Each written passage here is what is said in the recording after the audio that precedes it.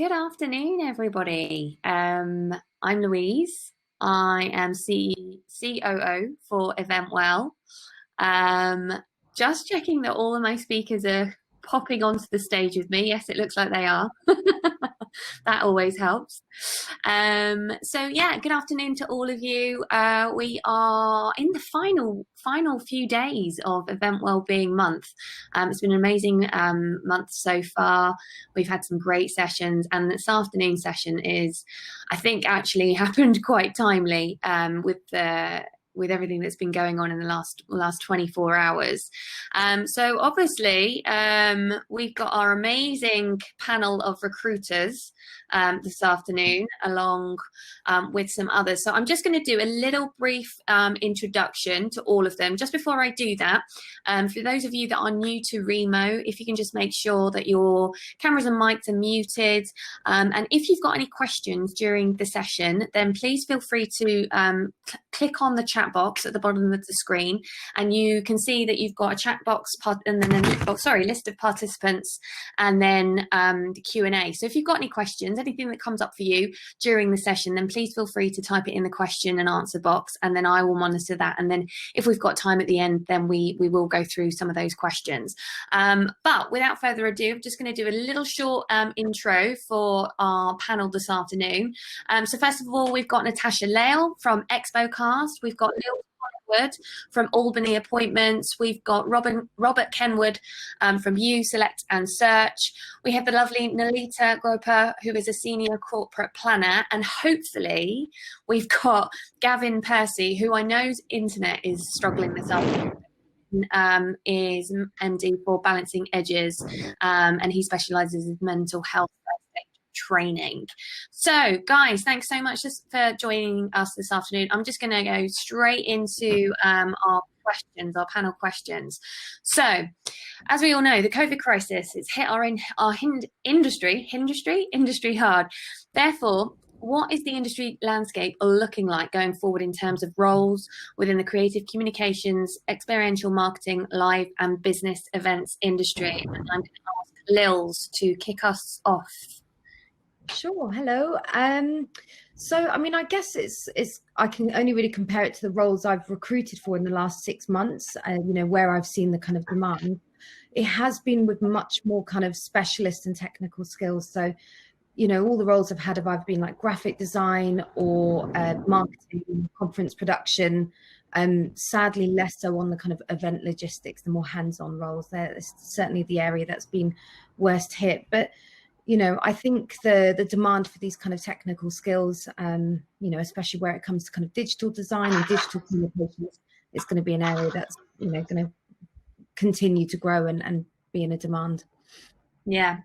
Natasha, did you want to add anything to that?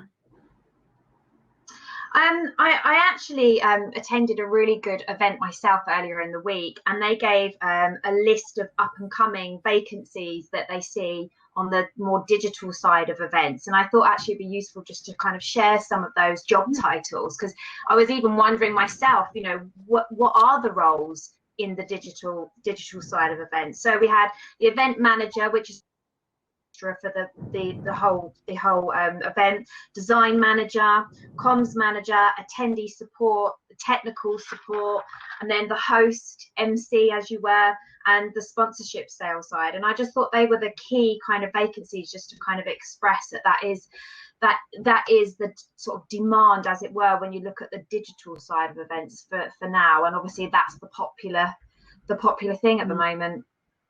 Yeah, absolutely. Robert, what were your thoughts on that? Yeah, I mean, for me, I think it's obviously a timing thing, but the next 3 to 6 months for me is all about freelance. If I'm honest, I think that's one of the areas, not just of growth, but one of the areas that is basically going to help the businesses survive, because people, the clamour for experiences is still there, so people will need people to come and help them, but obviously they can't afford the fixed overhead. So I think freelance is the way forward for the next 3-6 months. But as we all know, it's virtual at the moment. But for me, that is honestly just a sticking plaster situation to get us through. And we were talking offline about some of the roles that we've seen, you know, for 5 years experience, degree led, paying £30,000, you know, that's just not doable. But yeah, everyone is clamoring for something virtual. If you've done an online event and you were just, you know, one part of 50 people, you're now an experience, and you know, that's something that people are looking for. Yeah, absolutely. Nolita, as a corporate event planner, what were your thoughts? Oh, Nolita, you're on mute. Lovely. I'm sorry. This is it. You know, this is the thing. So from my side, looking at the people I need in my teams when we take on a client and when we have a project here in these months, I would say that we're looking I would definitely agree with freelancing. We do prefer to find people that are able to work flexibly and just per project. I can see a huge demand about knowledge, or at least flexibility in learning more about video production, because video now is very important to events. Streaming, content producers are always some people that we need in our teams. And also I can see a lot around data, because there's a lot of data that we can get out from these platforms now. And that is important to know people, how they can manage them, manipulate them, report back on them. There are lots of points now that we can gather data. So that's something that I've never done before, but I would certainly look out to have someone in my team to support me on that. Yeah, absolutely. Yeah, you're totally right. We're definitely, digital is the way forward, that's for sure. And I think we're all probably experts in Zoom and things like Remo now, seeing we've attended so many events over the last few months. I think Gavin has dropped off again, so unfortunately he can't add his comments to that. So I'll just move on. So obviously there's a lot of us in the industry, myself included, that have lost our jobs because of this situation. What would you recommend for professional development and upskilling opportunities when it comes to applying for new roles? Robert, what's your thoughts on that? Yeah, I mean, you're absolutely right. The difficulties at the moment, as you know, I've been doing these free one-to-one consultancies, and I think we've done nearly 250 one-to-ones. And the difficulty you've got is everybody is chasing, you know, roles that are very few and far between. And every time I get asked about where can I upskill, I always ask people. So I always get people to think about, you know, it's not the new and shiny, like Prince 2. Everybody talks about Prince 2. But I always say to people, you know, the sort of things you should be upskilling for or training yourself are stuff that in your past career, either your employer, your client, or you have said, I wish I had this skill. You know, this isn't a time to just think, oh, I've got a bit of time, I might as well do Prince 2 or an MBA in marketing, because not only is that a cost, but also a lot of this is mental stress. You know, you're committing to something else. And I think events people, by their very nature, you know, a lot of people have really, I suppose, been stuck with not getting up and doing stuff. You know, they're all used to call sheets and, you know, timelines, milestones.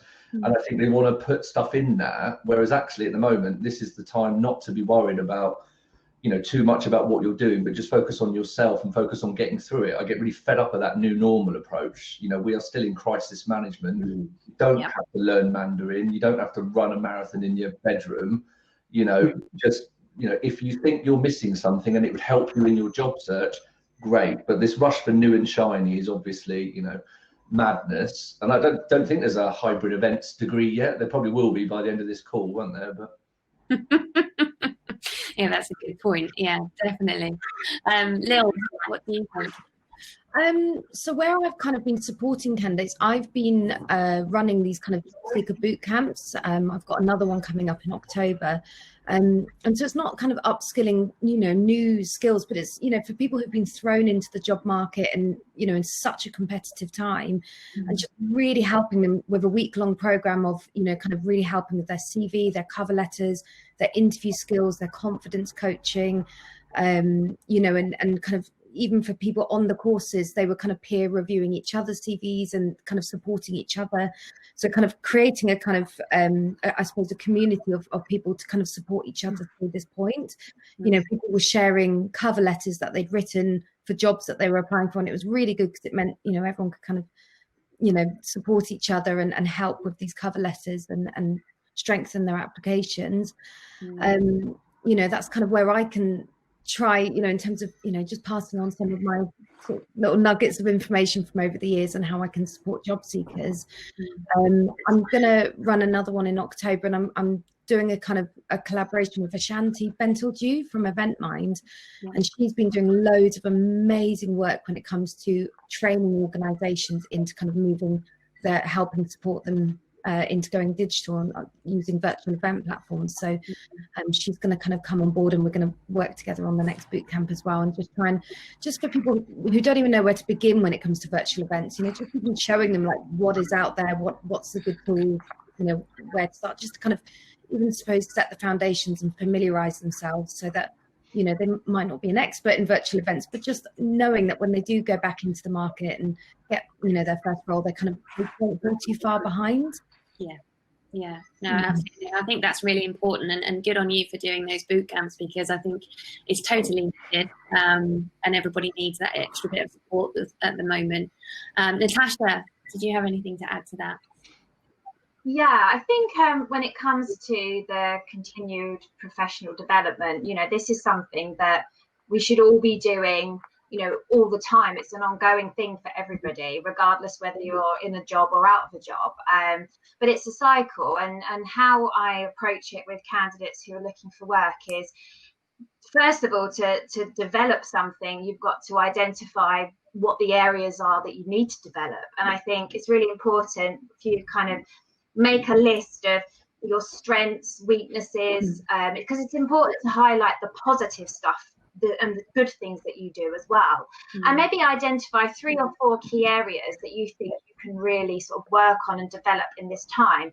But not only is it about, I think, identifying in yourself those development areas, but looking at the industry that you work in and identify what the requirements are going to be for those developments. So, and matching those really. So I hate keep using the word digital, but you just can't get away from it. But if you know the requirement in the industry is going to be a digital upskill, and you know that your weakness perhaps is those digital platforms, then obviously that's what you can do. But there's tons of ways to do your professional development. It can be very formal, it can be paid courses, but it can be informal, and it can be quite fun.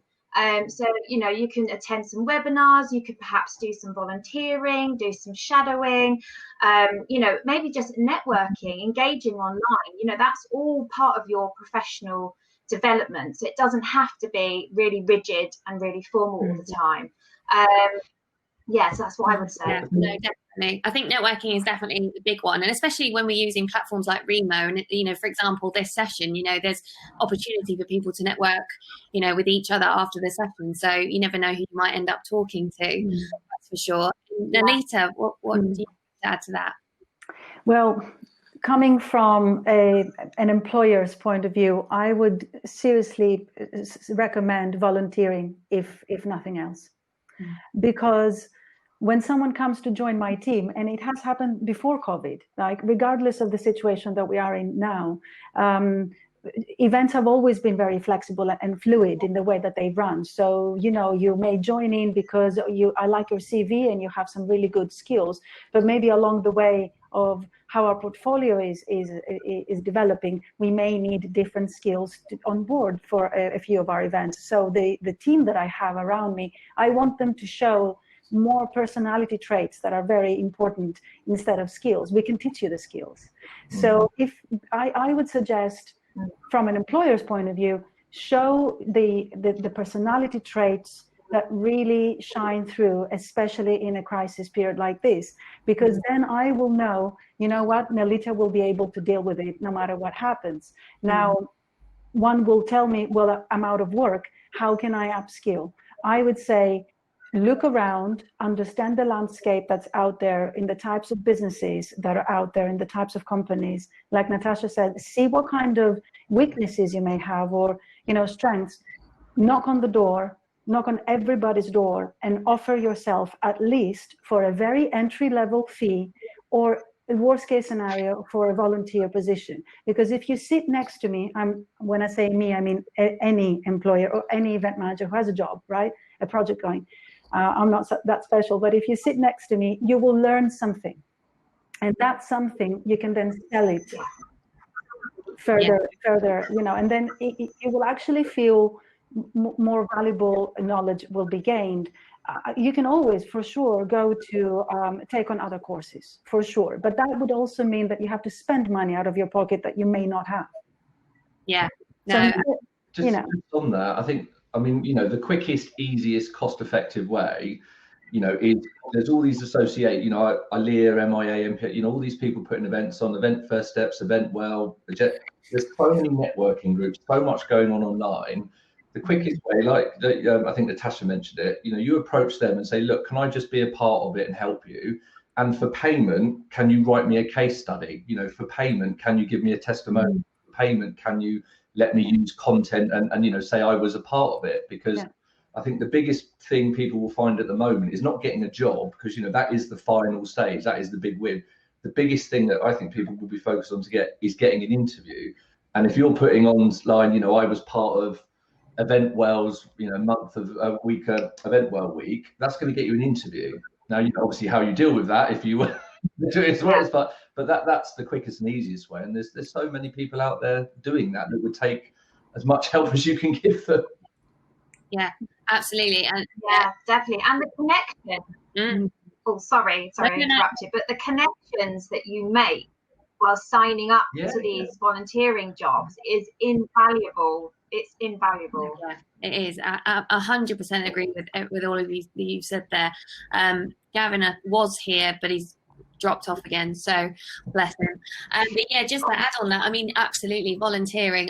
From an Event Well perspective, or everybody behind the scenes, or everybody within Event Well, our volunteers, we're all volunteers.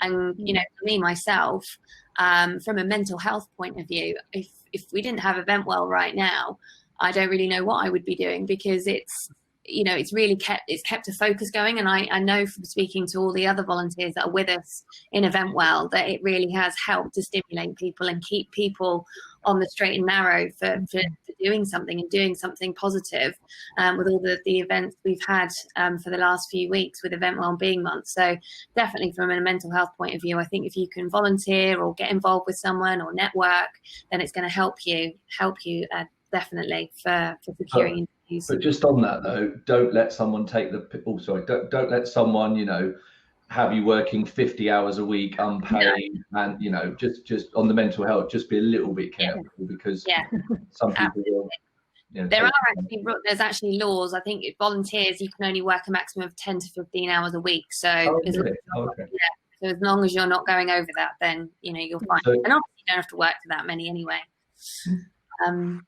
Anyways, moving on. So as we keep talking about, there's a lot of us that are out of work at the moment, a very small pool of jobs available. This means inevitably there's going to be a lot of us applying for the same jobs and receiving a lot of knockbacks. How can we rebuild ourselves and rebuild our self-esteem so that we can manage our knockbacks, so better manage our knockbacks? Natasha, do you want to start? I think managing the knockback process probably starts before that happens. I think a lot of it starts with our mindset and expectations.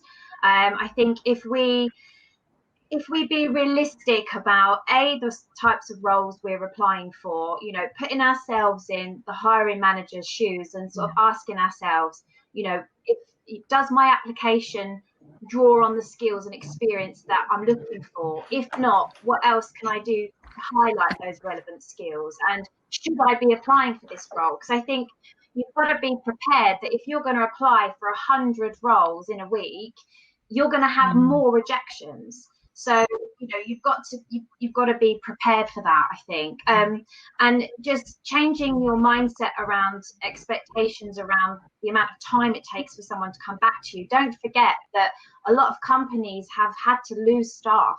They might not have the resources for somebody to come back to you within 24 hours, within 48 hours, maybe not within a week, or 2 weeks. So I think it's just trying to be a bit empathetic to hiring managers as well as, because if you expect a call within 48 hours, that's constant rejection. So you're setting yourself up for that rejection, as it were, if that makes sense. And I think just understanding that, you know, you're not going to tick everyone's boxes because not everyone ticks your boxes. And so, you know, if a company does reject you based on previous experience or culture, that's their favorite one, you know, then you're not, you know, they're not right for you as well. And it's not meant to be. So I do believe in fate a lot of the time. I know that doesn't necessarily help you when you're feeling quite low and anxious about finding a new role, but if it doesn't fit right, then it's not going to be right moving forward. And just have that mindset that, you know, you can only control so much, and you know, taking control of how you deal with the situation, strangely enough, you know, it's quite comforting knowing that actually gives you back the control of the situation. Does that make sense randomly? But don't feel like you can control everything, because you can't. And sometimes you just need to take a step back and accept things. Yeah, no, absolutely. Lils, what's your point on that? I pretty much agree with everything Natasha's just said, to be honest. You know, I think it's really important to be as strategic as you can with your search, you know, because the more, when people just kind of mindlessly clicking apply just for anything with the word events in it, you are just going to set yourself up for failure. You know, I've had one events role that I've recruited for in the last 6 months, which was, you know, an event executive, a very sort of junior level position. I had people with like 5, 10, 15 years experience applying for that role, which was really sad because you just realize how bad things are. But it was also, you know, just thinking, well, realistically, when the market picks up again, you're going to be, you know, they're not going to stay around, and it's not a good fit. And if someone of that kind of level is going for a role, they just won't feel right in it anyway. They won't be happy just underselling their own experience and undervaluing themselves in such a way. You know, and I think it's so important to kind of really make sure, like Natasha was saying, that, you know, everything you're applying for is a genuine fit with your experience level, your salary expectations, your background as well. And if there is a role where you're looking to kind of really enhance transferable skills, it's not a kind of traditional position that, you know, you would normally see fit for, a really strong cover letter to justify that. Don't just click send, because you're going to be up against hundreds of people. This sounds quite bad, but I'm just being really honest here as well. When I advertised that role, I mean, I received, I lost count. I think there was something like 600-700 applicants for that role within about a week. It was insane. Now, within the first 24 hours or so, I'd already kind of gone through 100 or so applicants. And within that, I was struggling to sort of, you know, 5, 10, you know, kind of choose between 10 good ones, because there were so many good applicants. If a role has been advertised for, you know, a week, 2 weeks, 3 weeks, chances are they would have already found someone anyway. And I know that's a bit brutal, but, you know, beyond a certain point, so if you can see how many people have applied for a role, I don't know if that's good advice, but I just think, you know, there was a point where I stopped reading CVs because I physically didn't have the time that they, you know, and I'd found, you know, suitable candidates already. So doing things like setting up job alerts, and you get notified as soon as these positions come in, so you can apply for them quickly. You know, and just doing little and often. When people say that searching for a job is a full-time job in itself, it's not, and it shouldn't. It's just the most soul-destroying thing if you're just going to spend all day, every day searching for roles. Just spend a couple of hours, or, you know, a little bit of time each day, and then focus your time on doing things that keeps your kind of mental and health well-being. That's number one. You've got to stay positive. You've got to, you know, kind of keep going and focus your time on things that make you happy, because otherwise you're going to get really down if you're just focusing on applying for roles. 100%. And I think as well, it's all about setting yourself boundaries as well. I mean, I know from personal experience, and I'm sure there's lots of us that are on this session today that have joined us. I think this whole pandemic has been a huge learning curve in terms of applying for jobs. I think in the beginning, there was a lot of us that were panicked. It was like, oh my God, you know, I've just got to get a job because I need to pay the bills. But then actually, when you take a step back, really, would you in the grand scheme of things, would you apply for a job that was lower than what you've been for before? So, you know, I think it's definitely worth thinking about. I think it's completely understandable. It's good to be flexible on salary. I mean, companies are paying less at the moment, which is, you know, just sadly how things are. They're not making, you know, they're struggling to make profit. So, you know, but have a realistic element of flexibility with your salary. You know, don't go too low. You know, if it's kind of £2,000 or £3,000 either side, then fine. But you know, if you're, you know, we're on 35-40 grand before, you're applying for 22,000 roles. It's just absolutely. Robert, what's your take on all of that? I suppose I'm a bit. No, I'm a very positive person, but I'm also very pragmatic. And personally, you know, if you feel that you're going to find your events career in the next 3 to 6 months, you are based on, you know, you're pretty much setting yourself up to fail from the off, because it's not a personal thing, it's not a background thing. You know, the industry we know and love is decimated, it's on its knees. You know, that's and Natasha used a great thing earlier about control. You know, you're letting a thing control you that you have no control on. You know, we could have a second wave Monday, we could have a vaccine Monday, nobody knows. So personally, I've been saying to people, the next 3 to 6 months, it's your mental health, your physical health, your financial health. That's it. I would pretty much, like I did back in March, I just forgot about the event sector, because I looked at it and thought, what is the point of me worrying every day about stuff I can't do? And we've all talked before about people applying for roles and things that, you know, do they even want to get these jobs? Or like you say, they've got to go and just put a roof over their head. And realistically, you know, no one gives no one cares in the next 3 to 6 months whether, you know, I looked at signing on. I can't sign on. I can't work in a supermarket or delivery. I'm a type 1 diabetic. I know people that are long distance driving, setting up flower shop. People, you just do what you want to do in the next 3 to 6 months. Honest to God, and I know this, you know, I'm a LEA board member and NPI, you know, we all love events. It's just, it sounds very negative, but why would you set yourself up to fail? What is the point of looking at an industry that is not there? I think 150,000, I heard, is the redundancies at the moment. You know, there'll probably be a third of the agencies we know closed by the end of this year. You know, the positive is next year, you know, 2022 is when it'll get going again, let's be honest. Yeah. But next year, it'll be like the Wild West next year for recruitment and agencies scaling up. So why worry about this year? You go and do something else. Don't even look at the event sector. Please come back, though, obviously. Please come back. But, you know, I see too many people and hear too many people saying, you know, I didn't get the job, I didn't get the interview. And we talk about small wins, you know, having a telephone comment. But if you are setting yourself up to fail, this badge of honor, I think, Lil, you mentioned it. I have people saying, you know, oh, I applied for 100 roles this week. And I say to them, like, what the hell are you doing? You know, that is failure.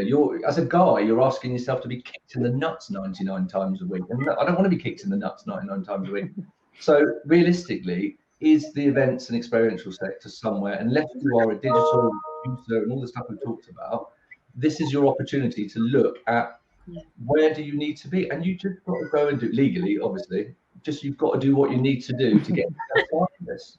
Yeah, no, absolutely. I think that's a really, really good point, Robert. I think that's very, you know, very well put. By all means, you know, we all love events, we all love our industry. But as we said before, you know, if you want to stay in the industry, maybe you just volunteer for now and look at something else, you know, going to work in Tesco's or whatever it may be, to tide you over as a brand. So yes, there's quite a lot of, I mean, I think about you guys, I'm a director of my own limited company, and there's a lot of people in that same boat in the events industry, you know, agency owners, and there's no support, no furlough unless you close your business. Yeah. You know, so I as a recruiter, I went through this back in March, April, and had that decision of what am I going to do? Because the events industry, as much as everyone was saying, oh, Q3, it's going to come back, Q4, it's never coming back until there was a medicine and vaccine. It was just not going to happen. Yeah. And I was called quite negative in March, April, May, but it's like, it's just being pragmatic. Yeah. Don't set yourself up for drama and emotional turmoil when this is about surviving. Yeah, absolutely. Absolutely. Nalita, did you want to add anything to that? Well, I completely understand. I agree with everyone and totally understand where Robert is coming from. I would just say, because many people may still want to be in events in one way or the other, I would just give the message, instead of making all of these applications, maybe, why don't you just start knocking on everybody's door that's in the event industry and offer yourself up for any assistance, any support, just to keep you going in sort of psychological way as well, because I think that when we keep busy and when we keep in the sphere, you know, of events, you feel like there's things happen and you are learning. If you have to do another job to keep your, the income coming in, of course you have to. But if we can offer a few hours in the week to support a small team, just in something, that will keep you stay in touch with the industry. That will let you stay in touch with what's happening instead of keeping yourself outside of this for a whole year.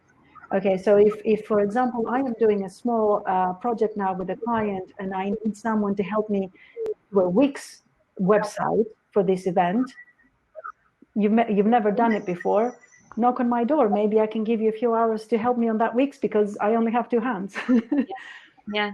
This job is not going to pay me a huge amount of money. I may only be able to give you £50. I don't know. I'm just giving an example, but it will keep you.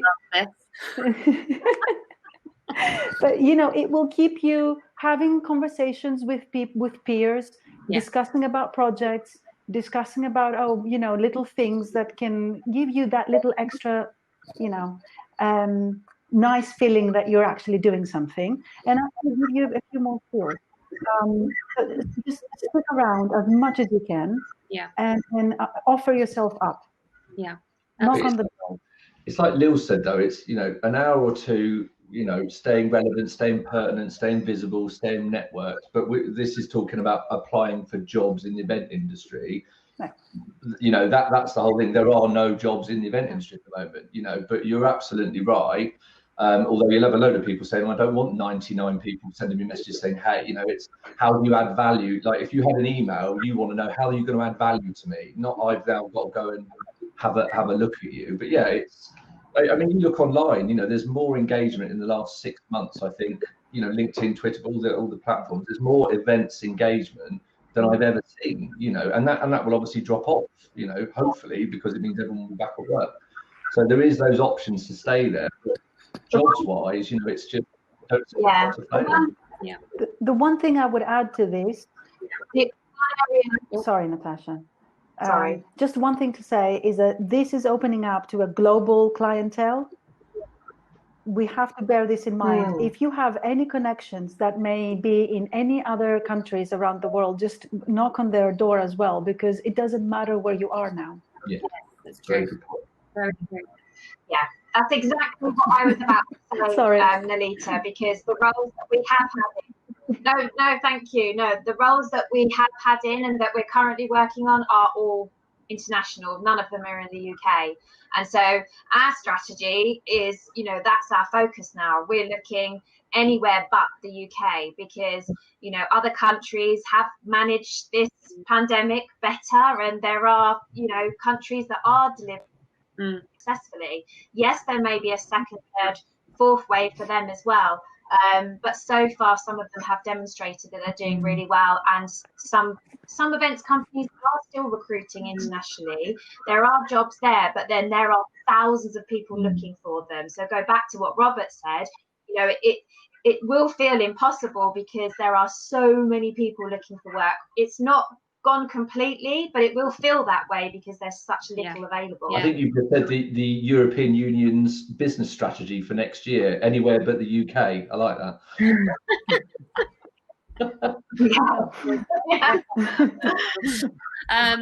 So just moving on then, and taking into consideration as recruiters yourselves, are you starting to see, and maybe it's difficult because I know there's not a lot of companies recruiting at the moment, but do you think companies after all of this will take more consideration about the ethos of their company culture, i.e. promoting self-compassion and kindness amongst employees when we do return to work? Lils, what's your take on that? Yeah, I think so. I mean, there's definitely an increase in kind of flexible working and which is great because it means we can now really recruit outside of the M25. I've got one of the roles I recruited for in the last couple of months. It's a London-based company, but I placed someone who lives in Glasgow, and that was amazing because it just goes to show we don't have to all commute into London, and it just companies are very accepting. Oh, we lost you, Lil. She will hate that screen freeze, won't she? Robert, did you want to step in there? I'm not sure really, because I feel like I'm being a real negative a-hole about all this, but I think look, the remote working I think is more around necessity, and like my wife's applying for roles at the moment, and obviously it's great that they want her to work at home. That's fantastic. But I think with my business hat on, we do have to be a bit careful that for a start, like contracts, they'll say remote check, because at some point I personally think people will get pulled back into the office. It will be 2 or 3 days a week office, 2 or 3 days a week at home, because once places like Twitter and Facebook, who have made big deals about letting everyone go home, once they realize they're losing money from all of those water cooler or, hey, Natasha, what do you think about this? Nalita, can you pop into this meeting? That is the lifeblood of an office. I think this is a huge tipping point for not needing to be in an office 9 to 5. But if we all think that it's going to be fluffy working from home, that person is not what I think. And also on the other side of that, and I've worked from home, I've got an office in the top floor for 4 or 5 years now. The other side of it, on a mental health and a financial, is do people want their home turned into their work? Can they afford to have a room that they would just say, right, that's my office, or is the kitchen table? That is not actually conducive to great working, and being around. If you're in a team, for example, you will miss out on that. So I think it's very, when you're saying you asked about consideration and kindness, I think that's forced on them at the moment, because obviously they have to. I think it will be a cost thing of, office space, but, they're not going to let London, have all these empty offices. But I think people are more flexible around. Flexible used to mean I don't come into the office Monday and Friday or something. That's not flexible. That's just telling. And flexible to I'm working from home tomorrow, or the next 2 days I'm going to be in the office. That to me is flexible working, where it's a week by week, project by project basis. Yeah. Nalita, what's your take on that? Do you think companies are going to show more sort of self-compassion towards employees? I think that they will have to definitely look into the HR policies. They will definitely have to, and I'm sorry, and I'm sorry to say this, but I have worked for several media companies in London. They don't really show that much compassion, and I have to say that this was. I'm going to be very pragmatic now, like Robert. Even before COVID, the events industry has been one of the hardest industries to work in. Yeah. The hardest. I used to fly out on a 12-hour flight, land and go straight to setup, and with a huge jet lag, then sleep maybe a couple of hours, wake up 5 o'clock in the next morning to run an event that meant that I was on my feet again for 15 hours without any break. Now, I'm really sad to say that many companies that run this type of conferences and events do function in that way, and they do expect that of you. Okay, so this industry hasn't been an easy one for many of us, many years anyway. Now, because of this COVID, now I think in general they have to start thinking about the way that they treat their human resources, and they have to be truly flexible, like Robert says. They have to understand that I think that this COVID situation has hit hard a lot of junior people in the teams. Senior managers, people who've been around for a few years, they feel fine and they feel comfortable on many levels because they have the experience to back them up in their job, but they may also have a little bit better of a living situation at home. So they have that extra little sort of, space in their living room to have a desk and work from. Whereas a lot of young people joining this events industry only have their bed to work from. They don't even have a living room. And we know how London and sharing in London is. So yes, there's lots of aspects that the HR teams will have to start thinking very soon. Already they should. Many of them have. But I do tell you, unfortunately, being very pragmatic, that the events industry is not a very compassionate industry, and it should be. Has to be, but we're looking to change that. That's what we're doing here at Eventwell. You were saying there about HR. My wife is an HRD, and it was interesting. Pre-COVID, you started seeing a lot of compassion, talks about mental health, but actually a lot of it, if you scratch under the surface, was about attracting talent. You know, it was about having an environment that your competitor couldn't offer under the guise of we'll look after you. But, you know, that's about attracting talent. You want to get, and already we've talked already quite candidly about companies trying to lowball, companies trying to get 5 years and degree. I think we just have to be very careful that there's going to be an absolute avalanche of applicants for every single role out there. And companies, unfortunately, you know, they've got the pinch as well. You know, overheads have been slashed, turnover's been slashed, and they will be looking to, you know, look at salaries, look at where they can take off. You know, no longer is a, you know, a foosball table and or a beanbag chair going to be a, you know, some sort. You know, some of the HR packages now have to be really intelligent, because before it was just about attracting talent, whereas now it's how are you looking after your staff. And people, you look at some of the Glassdoor reviews. I mean, we all know about the agency, you know, that begins with B that went under in quite a bad way. You know, that the way that was done, that has affected so many people in a way, and that will bite them on the arse. And I think companies have got to be careful that, you know, this is going to be like a year of our life. You know, I'm 44 now. I hope to get to say 80. This is going to be a year of our life. It feels like the longest year ever, but in hindsight, when we look back, it will be a very small part of our life, and people will remember these companies. And I think that's the thing about HR, like you said, is why are you doing this? Are you doing this genuinely because you care, or are you doing it to either lowball or just get talent, basically? Yeah.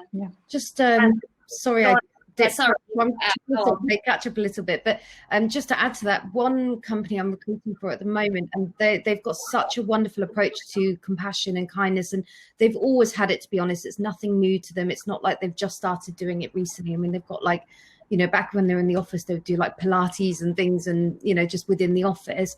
But now they've changed their recruitment strategy, and it's all done blind. So, you know, all the CVs I send, there's going to be no names on it, and it's just to really encourage kind of more diversity and inclusion, and just a kind of more well-rounded workplace. So, you know, I am sort of noticing definite steps towards kind of you know, more ethical and sort of just better hiring practices. That's great. That's really good to hear, actually. Yeah, and obviously here at Event Well, we want all of our events companies in the industry to really kind of think about employees moving forward. I'm just conscious of time, guys. So, Natasha, did you just want to add to that, and then we'll move on to the Q&A? Yeah, I'll try and be really quick. I think, actually following on from what Robert said, I think the fact that everyone has had to come online has actually exposed a lot of companies and a lot of their behaviours. And I think what it's done is it's really highlighted the ones that are doing an amazing job, and it's really highlighted the ones who are doing a terrible job. And I've actually been really disappointed with some of the company's behaviour, because I'm speaking to candidates, and you know, there's some horror stories at the redundancy processes or lack of process. I've actually been really disappointed in part of our industry for not managing that properly. And I think, you know, losing a job is hard enough as it is, but losing it in that way and under those circumstances is really detrimental to the person moving forward for their next opportunity. So I think there's actually a 50-50 between whether companies are offering. I think, but if they don't up their game, they will be exposed, because the likes of Event Well and everyone now who's been so vocal about diversity, if people aren't jumping on that bandwagon and moving with the times, they will be exposed. They have to become more compassionate and understanding. I hope they do, because I love this industry and I want to praise it. Yeah, you know, 100%. Yeah, well said, Natasha. I totally agree with you there. So thanks, guys. I've just been having a look through the Q&A chat box. We've actually had quite a few questions come in, so I'm just going to go straight into them. Are they from Gavin? Sorry? Are they from Gavin? Who knows? So somebody has asked, should we upskill for virtual events, even though, to be honest, it doesn't interest me, this person has said, or listening to Robert, should we do something completely different and then come back later next year? Anybody? I didn't say all of that. But I think they're asking is, do you think that they should really be perhaps investing in doing a virtual course or digital course? Do you think that's going to? I don't mind going first if you want me to. I think, to be really honest, if you want to stay within the events industry over the next 6 to 12, 18, 2 years, you have to upskill for virtual. You have to. If that's what you want to do, you have to. I don't think you've got a choice. Yes, maybe use this as an opportunity to do something different, but if you want to stay within this industry, that's you're gonna have to. I think virtual, though, for me, I think hybrid is the 2-3 year plan. I think virtual for me is, I hate it. It's not the events industry I want to be part of. It's not anything like anything we want to do, but it really, really works now. And there's some amazing agencies out there that are doing really well at virtual. But like I said earlier, that is a sticking plaster to keep turnover. The profit margin on virtual is through the roof. It's ridiculous because, you're charging for time. There's no subcontract. There's no, it's all time. So I get that. But the experiences, if we all hope, we get a medicine and we can, we're not going to die from this thing and we can get back to normal next year, it will be hybrid, for me, sort of 70-30 split, 70 live, 30% of the budget split.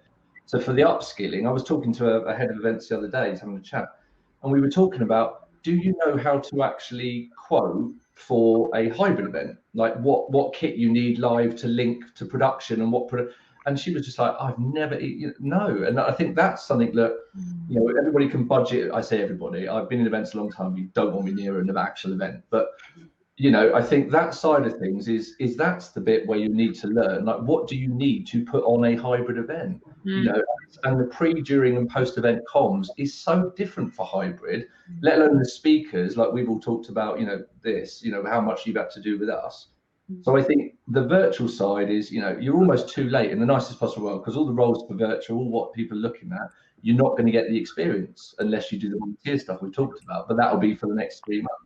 But hybrid is next 2 or 3 years, and I guarantee we'll have this conversation in 2 or 3 years' time, and it'll be 90% live and 10% production-y, because clients will get to that, like, I've got to spend 50 grand on a production. Can I actually put another 30 on the live and save myself 10 and go to, it's hybrid that'll get us through this, I think, not virtual.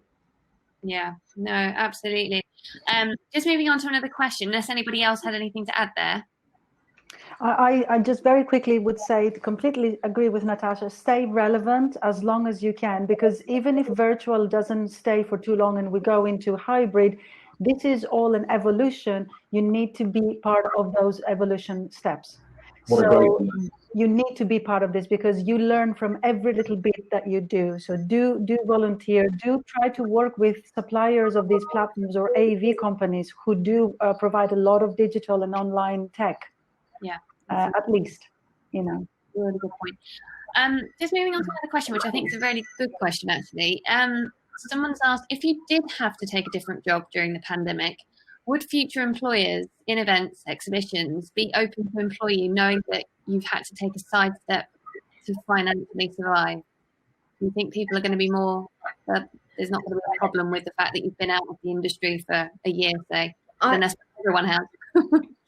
Can I answer this one? Sorry, I get this. Yeah, this is one that I think if anyone questions your CV or your motivations from how you've spent the last 12 months, you don't want to work for that person anyway. You don't want to work for that employer. I just think people have got to we've got roofs to keep over our heads and food to put on the table. If anyone questions the fact that you've worked in hospitality or retail or whatever you've done, to kind of survive during this period, then that's a company to avoid in my mind. So yes, I think everyone. It's actually almost an interview question you should be asking the employer. How have you supported your employees over this period? What's your plan for remote working? I mean, Lils, you're absolutely right that I put a post a few weeks back about recruiters using it as a selection method. That is the lowest form I've ever heard. It is, Peter, without getting into detail, we all know what's happened with COVID. We've all known, the other side of it and how people have, just been left on the line. And to judge someone on that, I spoke to a lady the other day. She's doing lorry driving for her brother, and I was like, brilliant. In fact, like when you come back, like you interview, if you guys were interviewing someone, she went, actually, I've been long distance lorry driving, you'd be like, that's pretty cool, actually. Yeah. You know? And I think anyone that goes and, you know, stacks shelves at Tesco or Asda or whatever they do, like I said before, it's getting through a crisis. Nobody will judge you on this. And like Lil said, though, if they do, run away quickly. I think it makes you look better anyway. You know, I think if you can demonstrate something completely, you know, it just shows that you're really resilient and adaptable. Good for you and amazing. I would totally see that as nothing but positive in my mind. I think that would be a wonderful thing. So, yeah, definitely. Natasha. Yeah, I agree, definitely. And I've actually encouraged people to put that on their CVs. You know, instead of having an end date of February, March 2020, you know, and then a gap, you know, put down. I think the people that have been working at, you know, the key workers, Tesco, Sainsbury's, everyone, drivers, to me, they're sort of heroes, aren't they? Right? So they, you know, they've been supporting us through this pandemic. I just think it's a superhero skill, and I've been encouraging people to put that on their CV. Definitely. Helping the UK through the pandemic on the front line as part of the response. Like, come on. You know what I mean? Like,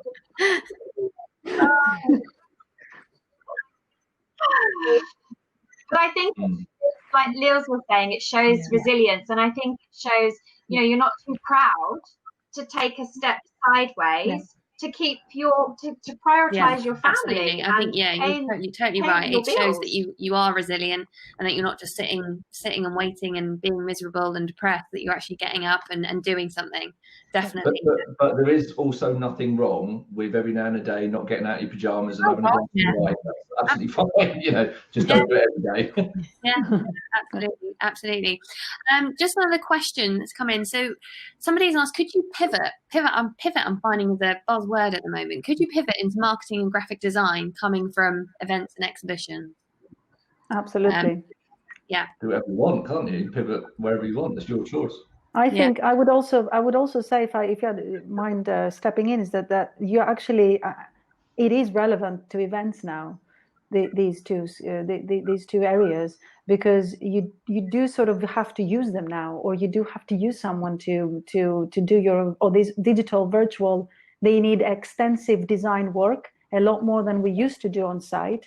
Like I said, video production is highly needed. Anybody who can do that, or anybody who can expand on that, can be really useful. So yes, I would say yes, and I think that you would use them even after COVID. Yeah, absolutely. Definitely. Absolutely. Lils, Natasha, do you have anything else to add to that? No, I pretty much agree with everything that Ruth's just said, to be honest. Not much. Well, we're just coming to the end of the second one. Go on, Natasha. Sorry, go. Yeah, definitely. Sorry, it's always butting in. No, I think that the question there, pivoting into graphic design coming from exhibitions, I mean, the amount of skills that individuals have that work in exhibitions are huge and very transferable. It's not just marketing and graphic design. You know, I think one of the things that I've been encouraging people to put on their CVs is, you know, actually really making a point of the transferable skills that they have, you know, if they are looking to move out of the industry. And of course we kind of don't want them to, but we know they need to make these decisions, and we want them back. But if they are looking to transfer, it's really highlighting those skills, the transferable skills, making it more about their skills than about the actual job role they've had, if that makes sense. We've just got 5 minutes to go, guys. I'm just going to finish off on this last question, and quite another important question. Someone has asked, as a student who will be graduating next year, do you think the most effective thing I could do in my final year is to continue to volunteer? Is there anything else you would recommend? Lils, what would you say to that? So they're graduating next year? Graduating next year. So what can they do in their final year? Yeah, I don't know. I mean, I still feel like that's quite a long way off, you know, just focus on your studies, focus on your degree. You know, while you're at uni, make the most of that time. You know, you've probably got a bit more time on your hands to be able to kind of pick up skills outside if you were looking to go into events. You know, you could probably afford to do more volunteering while you're at uni because you're getting loans and things to help support you. It's, you know, you don't need to work full time, you know, like you would otherwise. Yeah, I mean, absolutely. I mean, there's absolutely no harm in volunteering at all. And hopefully by the time they graduate next summer, we are going to have a bit more light at the end of the tunnel. So they might actually be coming out of this in a better position, and, a better time than if someone had graduated this year. Yeah, absolutely. I do feel for those that graduated this year. Anybody else got anything to add to that?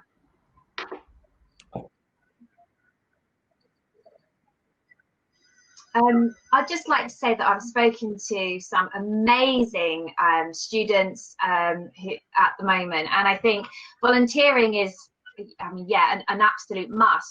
But there's nothing to stop them from really engaging online at the moment and being really present and start doing some blogs, start going to some webinars, looking at the industry trends, the struggles, and actually reporting on that online.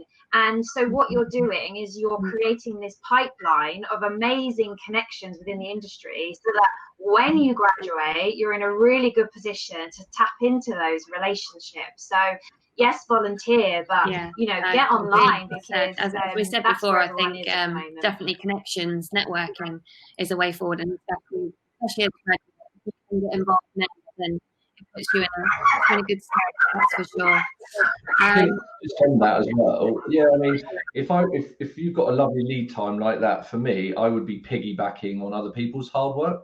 So I would be looking at, people like Mass Media, Conference News, IMEX, Confex, attending those sort of things, staying relevant, staying pertinent, but also look at things like the associations. People tend to get into the industry, and then associations they look at afterwards. But if you look at things like ELIA or the MIA or the MPI, there's so many acronyms I know we'll forget. You can go to all their events for free at the moment. There's, like you said, there's nothing stopping going into those events, learning about it. And that, exactly as you said before, when you come to interview next year, you're sat with all this knowledge and experience and what you've done, rather than, well, I waited till I got into the industry before I got interested in it. You want to come into the industry, learn about it before you can get it, because you'll probably learn more doing it that way than you will be sat in a classroom. Trust me, I have a lot to do with universities. So I think, that's the best sort of way of learning before you can get into it. Yeah, no, absolutely. Well, look at that, guys. We've literally on the hour, 1 hour exactly. So great timing. But thank you so much to all of you for taking part this afternoon, to Lils, to Nolita, to Robert. Sadly, Natasha's just linked out somehow. Oh, there she is. Natasha, we were just doing a farewell. So I was just saying thank you to all you guys this afternoon. And unfortunately, Gavin, bless him, he couldn't reconnect, so he unfortunately missed out. But thanks to everyone that's joined us this afternoon. Obviously, please stick around if you've got time. The table's in Remo.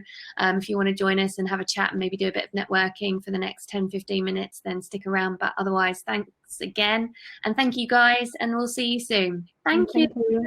Thank you.